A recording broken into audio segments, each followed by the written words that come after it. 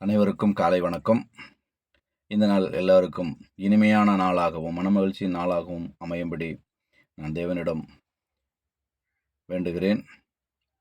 இந்த நாளிலும் கூட நான் பேசக்கூடிய விஷயம், நான் போடக்கூடிய பதிவு ஒரு நம்பிக்கைக்குரியதான ஒரு பதிவாக இருக்கும்னு நான் நம்புகிறேன். எல்லாருக்கும் இது பிரயோஜனமாகவும் இருக்கும்னு நான் விசுவாசிக்கிறேன். எப்படின்னு பார்த்தீங்கன்னா, ஒரு அப்பா தன்னுடைய பிள்ளைக மேலே வச்ச நம்பிக்கையான ஒரு சம்பவம். இது கதை இல்லைங்க, ஒரு உண்மை சம்பவம். எப்படின்னா, ஒரு அப்பாவுக்கு 2 பசங்க. அவரும் நல்ல ஒரு பொறுப்புள்ள மனுஷனா இருந்தார். அப்போ ஒரு நாள் அவருக்கு ஃப்ரெண்டா ஒருத்தர் இருக்காரு. அப்போ அந்த மனுஷன் வந்து ஓடி வந்து சொல்றாரு, "எப்பா, உன் பசங்க பீடி சிகரெட் எல்லாம் யூஸ் பண்றாங்கப்பா. இன்னைக்கு கண்டிச்சு வைக்கலைன்னா, அப்போ அப்படியே வேற வேற பழக்கங்களுக்கு அடிமையாயிருவாங்க. அதனால நீ அது என்னன்னு கொஞ்சம் கண்டிச்சு வைப்பா" அப்படின்னு சொன்னார்.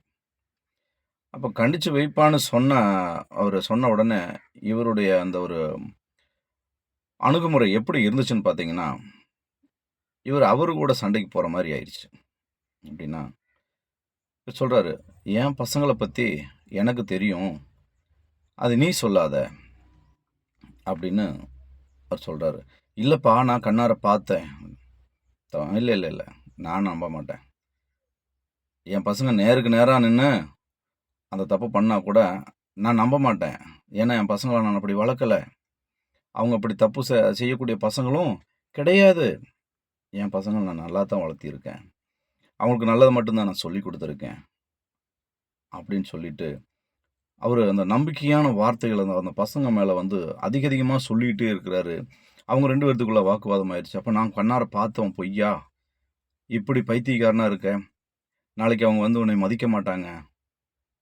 அப்படின்னு சொல்லி, என் ஃப்ரெண்டு நீ வந்து தடுமாறிறக்கூடாது, இல்ல ஏமாந்துறக்கூடாதுங்கிற ஒரு மனசோட வந்து அவர் சொல்லியிருக்கலாம். ஆனாலும், இவரு தன்னுடைய பிள்ளைங்கள விட்டுக் குடுக்கலைங்க. அவரு உறுதியா சொல்றாரு, "என் பசங்க அந்த தப்ப பண்ண மாட்டாங்க." அப்படின்னு அந்த அப்பாவும் அவரோட ஃப்ரெண்டும் பேசிக்கிட்டத அவர் மூத்த பையன் மறைவா நின்னு கேட்டுட்டாருங்க. இத கேட்டுட்டு அவருக்கு அவங்க அப்பா சொன்ன அந்த நம்பிக்கைக்குரிய வார்த்தைகள் அவர் மனச தொட்டுருச்சுங்க. அந்த வார்த்தைகள் வந்து உண்மையிலேயே அவருனால அடுத்து ஒரு தவற பண்றதுக்கு அந்த மனசு இடம் கொடுக்கல. நம்ம அப்பா இப்படிப்பட்ட நம்பிக்கை வச்சிருக்கும்போது, நாம எப்படி இந்த ஒரு தவறான காரியத்த செய்யறது? அதனால இனி நமக்கு இது வேண்டாம். இத நம்ம செய்யக்கூடாது அப்படின்னு சொல்லிட்டு, அன்னோட அந்த தப்ப செய்யறத நிறுத்திட்டாராம்.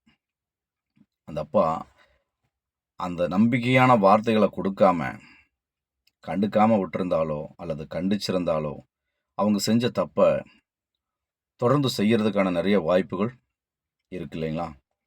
அதே சமயம் அவரு நம்பிக்கைக்குரிய வார்த்தைகள உபயோகப்படுத்தினார். அந்த நம்பிக்கைக்குரிய வார்த்தைகள் அவங்கள வந்து தப்பு செய்ய விடாம தடுத்துருச்சு. ஒரு நாள் வந்து நாங்க வழக்கமா அடிக்கடி அவங்க வேற யாரும் இல்லைங்க. என்னோட க்ளோஸ் ஃப்ரெண்டுங்க அவரு. அந்த என் ஃப்ரெண்டோட அப்பா தான் இந்த வார்த்தைகள நம்பிக்கையான வார்த்தைகள சொன்ன மனுஷன். அவர எனக்கு நல்லா தெரியும். ஆனா இன்னைக்கு அவர் இந்த பூமியில இல்லைங்க.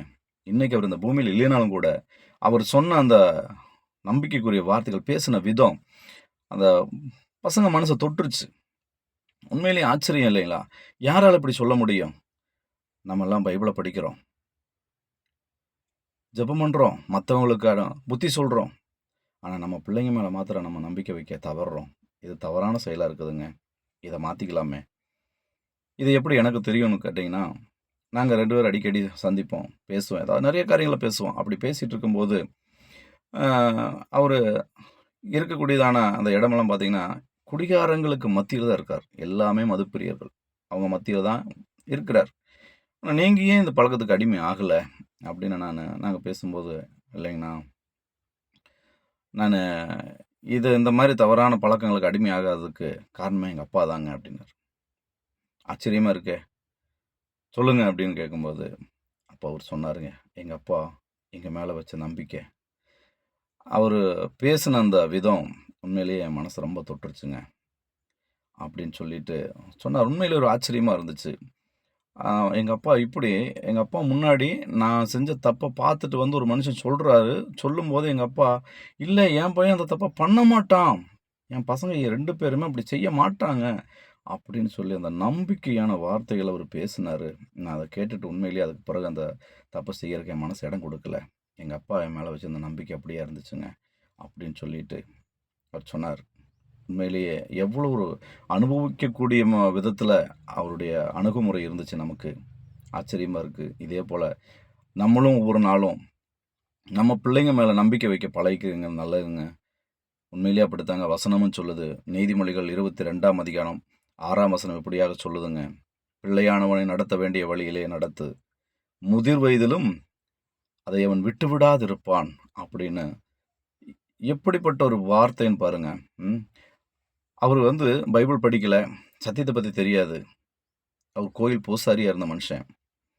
அவரு தன் பிள்ளைகளுக்கு பேசக்கூடிய அந்த விதம் அவங்க மனசு தொட்டிருக்கு. நம்ம பேசக்கூடிய வார்த்தைகள் யாருடைய மனசையாவது தொடுதா? யோசிச்சு பார்ப்போம். ஆச்சரியமா இருக்கு. இதே மாரி நம்ம பிள்ளைங்களையும் நடத்த வேண்டிய வழியில நடத்த நம்மளும் பழகிக்குவோம். நல்ல ஒரு நம்பிக்கைக்குரிய வார்த்தைகளை பேச கத்துக்குவோம். இந்த நாளில் இந்த பதிவை பார்க்கக்கூடிய ஒவ்வொருவருக்கும் இந்த வார்த்தைகள் பயனுள்ளதா இருக்கும்படி நான் தேவனை வேண்டுகிறேன். ஜெபிப்போம். கிருபை நிறைந்த நல்ல ஆண்டவரே! அப்பா, நீர் எவ்வளவு ஆச்சரியமானவர், எவ்வளவு அதிசயமானவர். இந்த நாளிலே இந்த பதிவை பார்க்கக்கூடிய ஒவ்வொருவருக்கும் ஆண்டவரே, இது பிரயோஜனம் உள்ளதா இருக்கும்படி நீர் உதவி செய்யுங்க. ஆம் ஆண்டவரே, அந்த நம்பிக்கைக்குரிய வார்த்தைகளை சொன்ன அந்த தகப்பனைப் போல நாங்களும் ஆண்டவரே, எங்கள் பிள்ளைகள் மீது நம்பிக்கை வைக்கவும், நல்வழியிலே நடத்தவும் தேவன் எங்களுக்கு கற்றுத்தரும்படி, பிள்ளையானவனை நடத்த வேண்டிய வழியிலே நடத்து, முதிர் வயதிலும் அதை அவன் விட்டுவிடாதிருப்பான் என்று உம்முடைய வேதம் சொல்லுகிறபடியே, நாங்களும் ஆண்டவரே பிரயோஜனமுள்ள வார்த்தைகளை பேசக்கூடியவர்களாய், நம்பிக்கைக்கு ஆண்டவரே, நம்பிக்கையான வார்த்தைகளை ஆண்டவரே எங்கள் பிள்ளைகளுக்கு நாங்கள் அதை உபயோகிக்கக்கூடியவர்களாய் இருக்க தேவன் கிருபை செய்யும்படி உம்முடைய பாதத்திலே வைத்து மன்றாடுகிறோம். காத்துக்கொள்ளும் வழி நடத்தும். இரட்சகர் இயேசுவின் நாமத்தில் ஜெபிக்கிறேன். ஜெபம் கேளும் இரக்கமுள்ள பிதாவே. ஆமென். மீண்டும் நாளைக்கு இதே போல ஒரு தகவலோட சந்திப்போம்.